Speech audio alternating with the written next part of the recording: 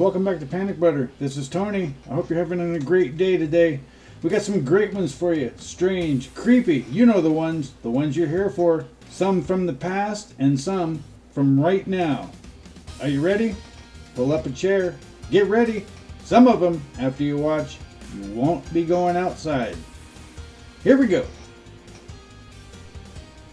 So go ahead and hit those buttons and join me. You'll be right here back at the beginning next time. C'est quoi ce truc? C'est quoi ce truc? Maman, viens voir. C'est quoi l'histoire? Ben regarde là-haut. Ah, bon. Ben je sais pas. C'est quoi ce truc? Putain, bordel. Mais ça bouge. Tiens, attends, c'est quoi ce bordel? Oh! Aïe, aïe. Attends. Alors. Ouais. Aïe! Oh putain.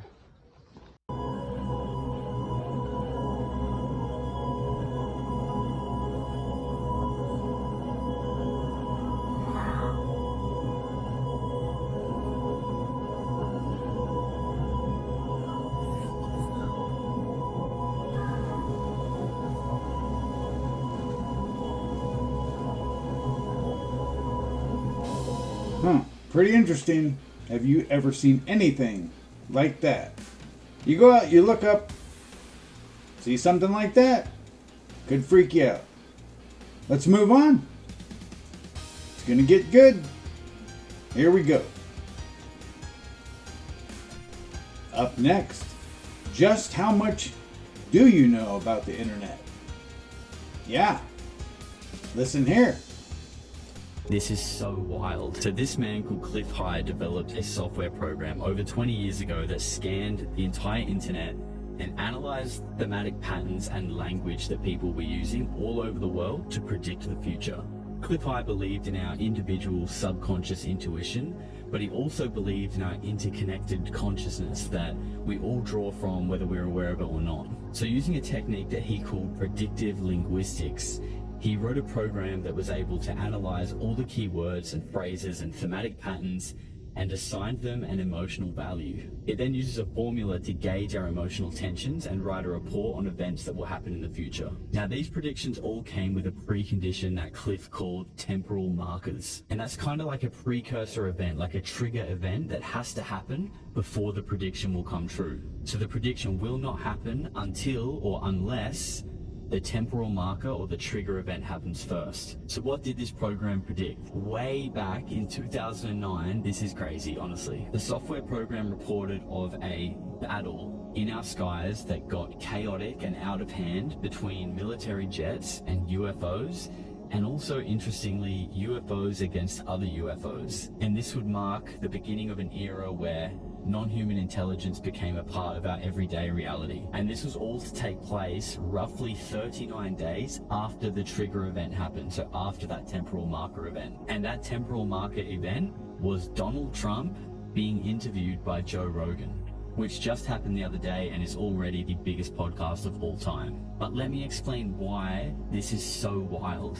In 2009, when this prediction was made, Joe Rogan was far from being a household name like he is today. His podcast, The Joe Rogan Experience, had its very first episode in December 2009. And back then, it was literally just Joe and a couple of his mates on their webcams in their lounge room. He had hosted Fear Factor, and he was the commentator for the UFC back then, but even then, the UFC was way smaller than what it is today. And Donald Trump being the president was not even in the conversation.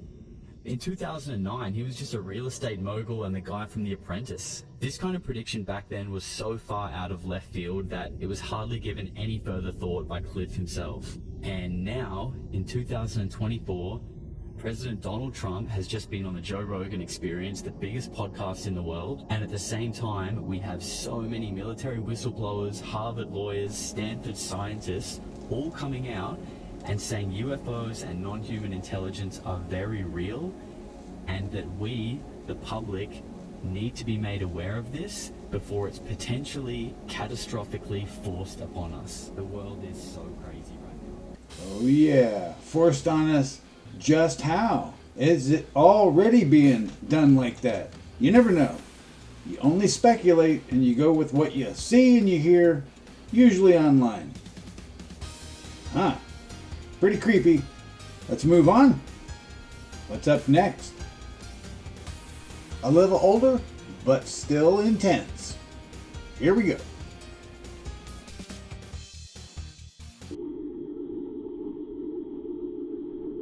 This is the video called the Kumburgaz video, which is a close-up of a craft. So close that you can see the occupants. It is 100% real, and I was there as that was filmed. The whole footage has been analyzed for a more scientific look for 2.5 weeks. Plane by plane, satellite itself, and this is 100% genuine footage. Cool, huh? It's been around for a while. It's been all over. Have you seen it? If you have, what are your thoughts? All right, moving on. Check this. This is interesting. What do you think? When you see anything UFO, alien, you always pay attention. Here's the rabbit hole. I was a counterintelligence officer for the base. There were 4 other OSI agents assigned there. And each agent had a compartmented job to do within Area 51. What was your job as your position there? Mine was to safeguard special projects. And the special projects involved ETs, not only ET creatures, but ET technology. Were you keeping that also just in the Air Force? Were you keeping it from the politicians? Were you keeping it from other 3-letter agencies? Or were they kind of involved with that? There were some projects that we were working on that involved the CIA, DIA, and mostly DARPA. But we did keep secrets from government and politicians.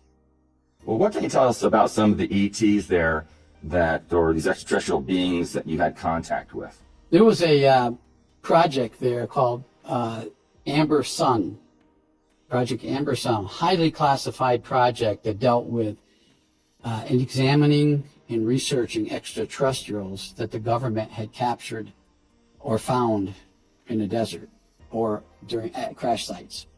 And that project, I was involved with that project. Were you on these retrieval teams too? I was on one retrieval team, but that's actually, it wasn't a retrieval team so much as it was one of the creatures escaped from the complex at Papoose Lake. It was called Site 5, Papoose Site 5, Alpha Site, they called it. And that's where they kept the creatures. There were a number of creatures there. I was never briefed in the exact number of creatures, but the one that escaped, I was involved with. I was on a search team trying to find this creature that escaped. What kind of creature was it? Do you know what it looked like or where it came from? I know it came from someplace 10 light years away from Earth. I was briefed into that part of it. I was shown a picture of the creature. It was quite a hideous looking creature. It had a very large head, had a body that looked like a praying mantis. Are these the Trantiloids you speak of? Yes, Trantiloids. And this creature had no teeth, had a mouth, had 2 slots for nose, 2 openings for ears, and had gill-like glands on its face where it would suck in air, our air, so it could breathe Earth air. But the most amazing thing about this creature was it didn't require food. It manufactured its own nourishment within its body.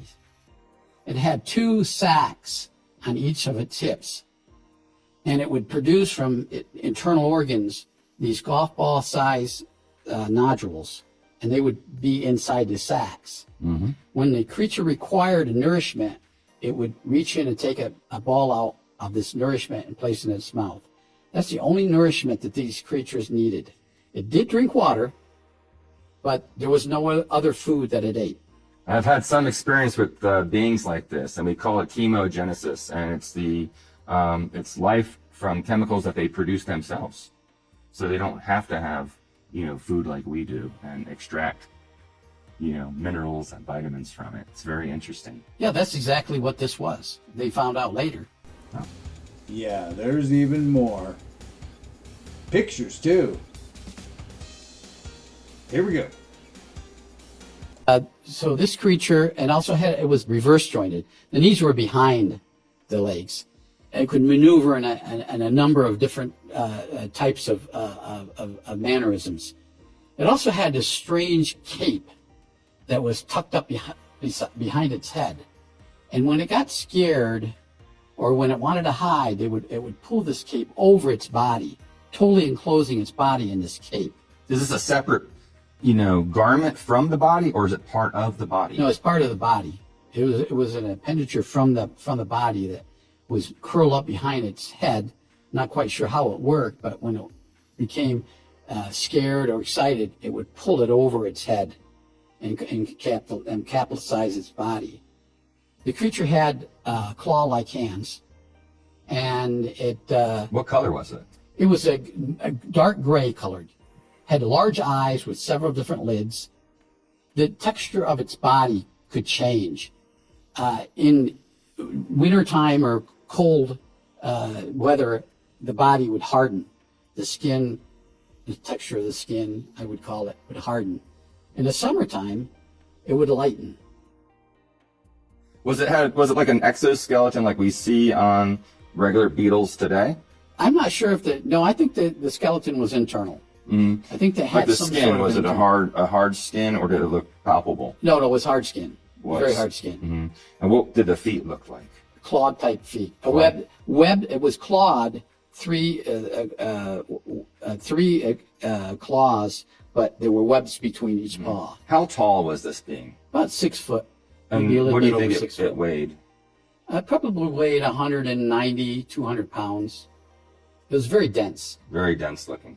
Very dense. What about the eyes? They were large eyes. Large eyes. Very large eyes.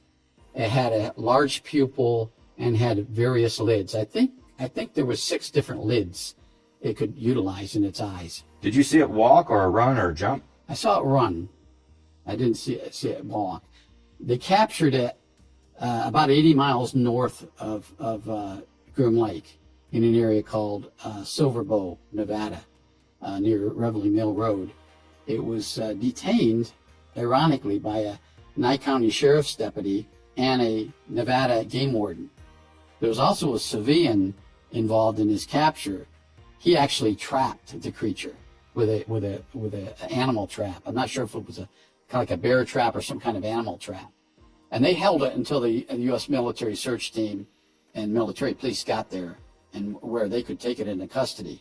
Rick, I've been in some of these facilities, not the ones that you're talking about. The security on these things are amazing. I mean, a flea can't get out of there. How did he get out of there? He manipulated the security system. Somehow he turned electricity off. I don't know if they fully understood it then. I'm sure they do now. And he was able to manage to get in a crawl space. He had a radio transmitter on him that he couldn't get off.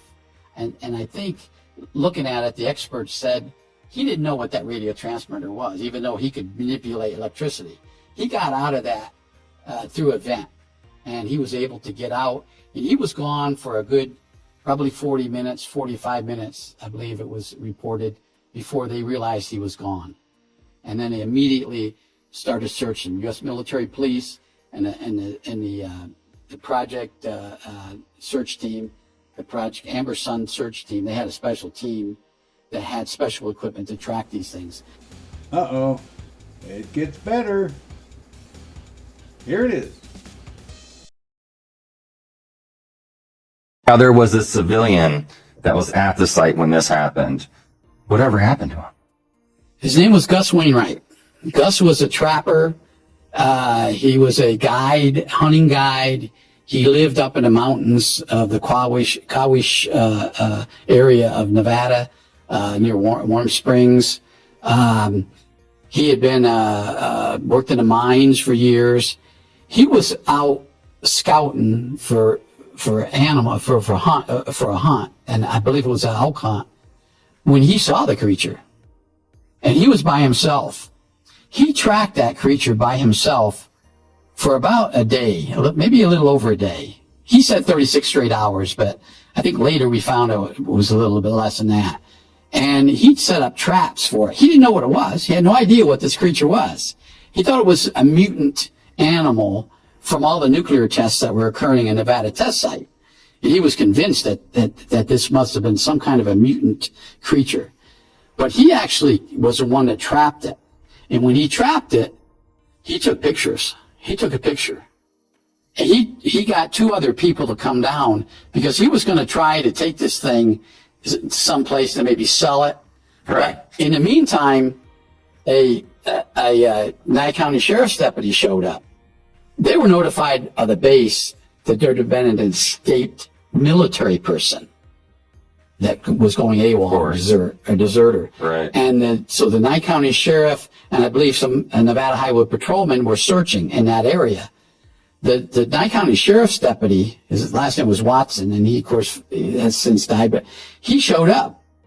And he looked at the creature, and he took a picture of the creature. And he asked Gus, where did you get this thing from? Where'd it come from? Gus says, I know, I saw it running around here, so I trapped it. He said, it's cuddled up in this cape. But Gus says, I don't think it's not anything I've ever seen before. So then the sheriff called the game warden, figuring the game warden would know what this was, some kind of creature. Well, the game warden got there and looked at it and said, I have no idea what this was. So, well, when the military showed up, the Nye County Sheriff's called the military. Military got there, took him custody. The military debriefed both the sheriff's deputy. The sheriff's deputy readily turned over his film. It was a 35 millimeter camera. He turned over the camera.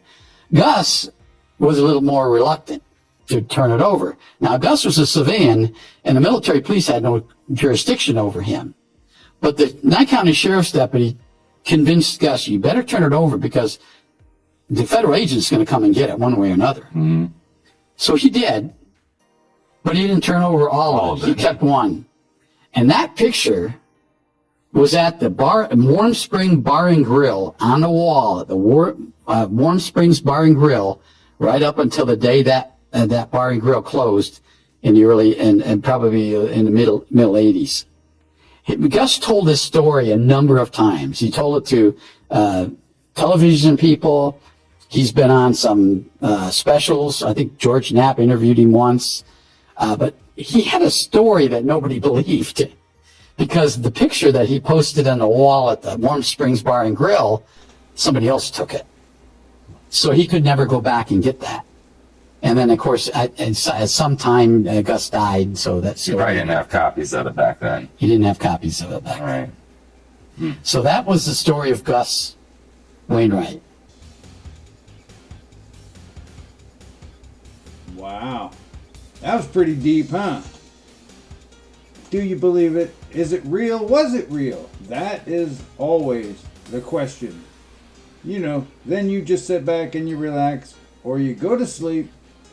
But if you do not let this happen.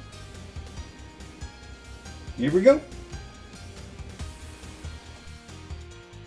A woman named Lexi woke up from a nightmare, only to find out followed her into reality. I don't know if you guys can know, I've never had a dream like this before. And then what happened after is just, I'm about to fucking puke. So anyways, we were laughing, ha ha ha, everything's fine. I got good vibes, and all of a sudden, they all look at me. And they're just lifeless. Like, they're like, there's like at least like 30 people in the room, okay? And they all look at me. And they're like this. And I got the most sick feeling. And all of a sudden, for some reason, I was wearing this cross in my dream. I go like this. And I start to grip my cross. And I'm just like, and then the person that I was talking to, he goes, why are you doing that? And he was just like, why are you scared? And then this is where I knew it was demonic. Because just basically saying that God doesn't exist. He was like, what do you think he's going to do for you? Like, you think God even exists? You think he's going to, and then it was going to tell me at the end that God doesn't exist. And I just I've never like been able to grip this cross in my dream. And I just backed up. And then I started praying to God. And then I felt myself being lifted up. Like, lifted. And everything just disappeared. It happened right after. And then I fucking woke up. So anyways, I was like, oh my God, like, I've never had such a spiritual dream like that. And I went in the kitchen because I was so fucking terrified. And I just said, I rebuke anything in the name of Jesus that is not meant to be in this house. I rebuke anything. Right after I said that, I heard 3 knocks on my front door, and I looked outside. Nobody was fucking there. It was late, okay? It was fucking late. And so after that, I was like, oh my fucking God. Like, whatever I casted out of my house was like, it got cast out. And like... Yeah, still want to go to sleep? Yeah, you're thinking about it, huh? Not creepy enough? Oh, check this out then. I bet you wouldn't want to see anything like this at your house. Here it is.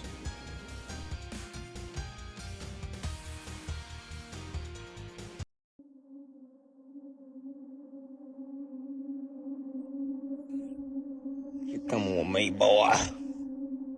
Alright, boy. Your time is now. For Jimmy Mathy. Get him. Get him. Wrap him up.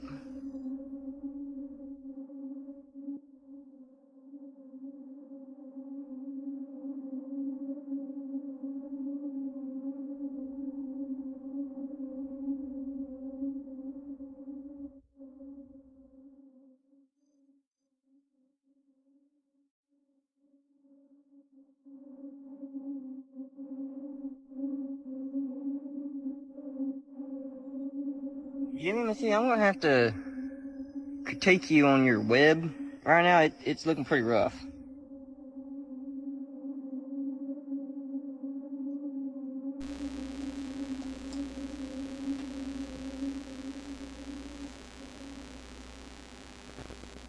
Oh yeah. Good job. Got him a meal though, huh? Would you do it? Have you done it? Pretty creepy. But, you know, everything eats. Even what's coming up next. If you are in bed, stay there. Don't get up and walk around. What you see on the floor might look like this. Here we go. Guys, family.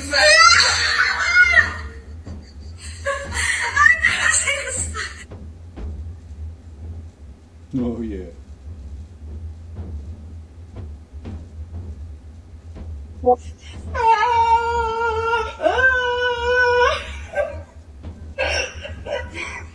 did you get in here?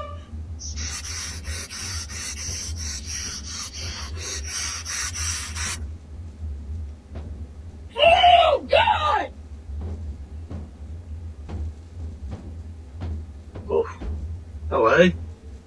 This is one of those kill it with fire moments. We'll just close him back up. What the actual mother of hell is going on? This is the second night in a row and my dog is waking me up to a spider on my pillow. My head lays right there. Right on those pillows where this guy's hiding. So it's game time. Night 2, game time. Bucket on. Secured.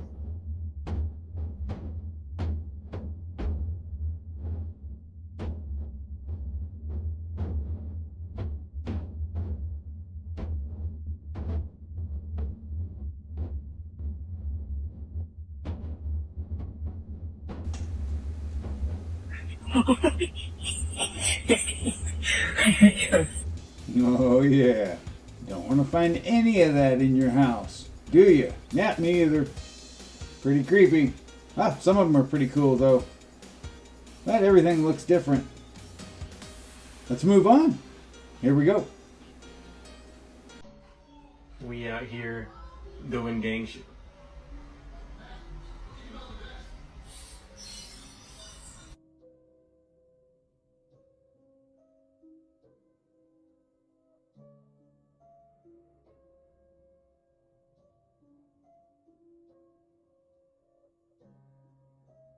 This is really creepy. Watch. The light is on in the living room. I turn off the light. Watch what happens next. On the count of 3. 1, 2, 3. a silhouette appears in front of me.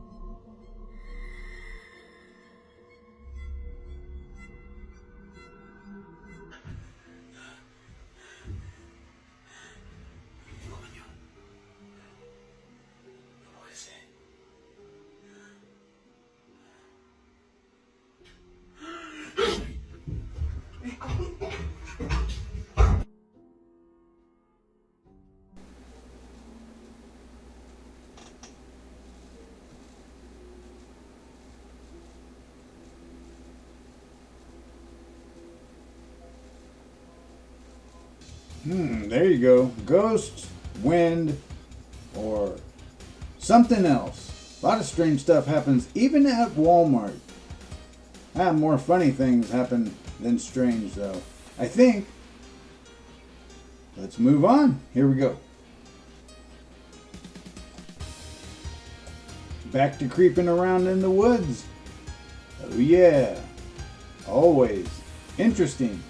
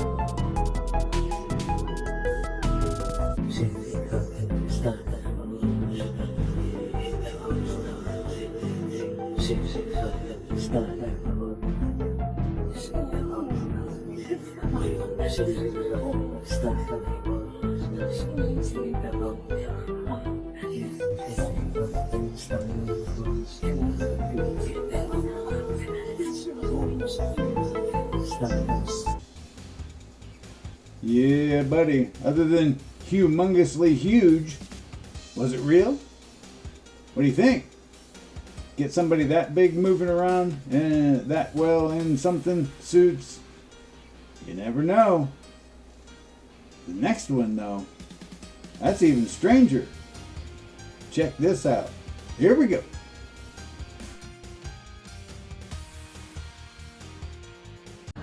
Look!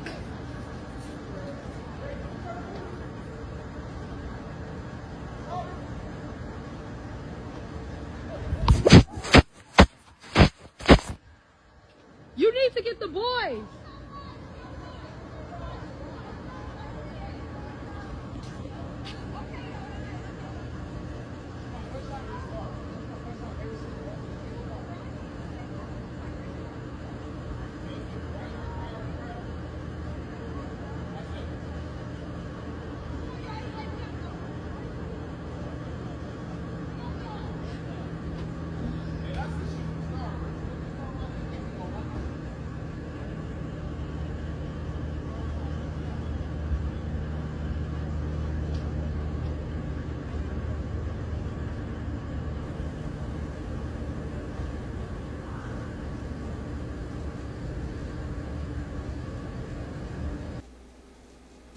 Well, what do you think? What is it? Is it even real? Is it CGI? Is it the old fakery? Look pretty cool. If it's real, though, something to worry about. Yep. Let's move on. See who else is worrying. Check this out. This might make you worry.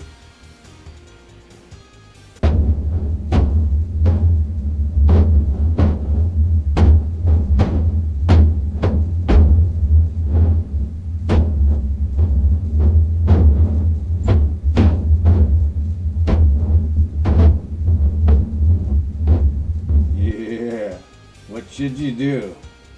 Well, that's it. Like, subscribe. Meet me back at the beginning.